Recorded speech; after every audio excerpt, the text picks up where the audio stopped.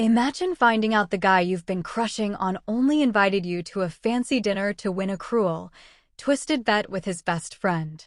Well, that happened to me. But let's just say, the joke ended up being completely on them.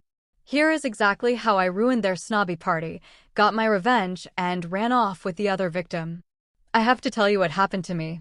Well, I was walking through the park near my flat when this cute guy I'd seen a few times finally walked over and asked for my number. His name was Nick. We talked nonstop for a month, and eventually, he invited me on a double date to this highly exclusive dinner party.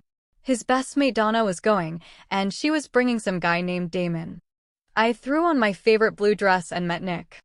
I quickly texted my best friend Jessica my GPS location with a wish me luck pin, just in case. When we arrived, Nick spotted Donna and her date getting out of their car. Damon looked up and caught my eye, and I swear I felt dizzy for a second. Wow, he was gorgeous. Inside, we were seated at this ridiculously long table. Donna immediately made herself the center of attention, barely letting anyone speak. Then the food arrived. The portion was so tiny and artsy, I polished it off in 5 seconds. Nick gave this embarrassed chuckle and said, "Looks like you're hungry." I just smiled and said, "Yeah, I'm starving. I can't wait for the main course." Nick looked at me like I had grown an extra head, and Donna did the snobby, "Oh, how common" laugh. Nick rolled his eyes and sighed. That was the main course. It was like a mask slipped. I saw his true, arrogant side right there. Just as dessert arrived, Donna demanded they switch seats so she could whisper to Nick. Now I was sat facing Damon. I was feeling totally embarrassed and out of place, but Damon leaned in and whispered, "Don't worry, I thought it was the starter too." Our eyes met, and I have never felt an instant connection like that in my life. While Nick and Donna completely ignored us, Damon and I chatted like we'd known each other for years. I wanted to kiss him so badly. Eventually, Damon leaned in and whispered, "I know why they brought us here. Let's get out of here." Just as we stood up, Nick tapped his glass with a spoon to get the room's attention. He smirked and started saying, "Every year, Donna and I have a tradition to bring a date that's..." Before he could finish, Damon cut him off cold.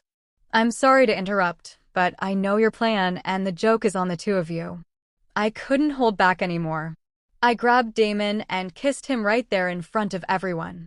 I pulled back, looked at Nick's dropped jaw, and finished his speech for him. "You compete to see who can bring the dumbest blonde to the party." Damon looked Nick dead in the eye and said, "Looks like you're the dumbest person here."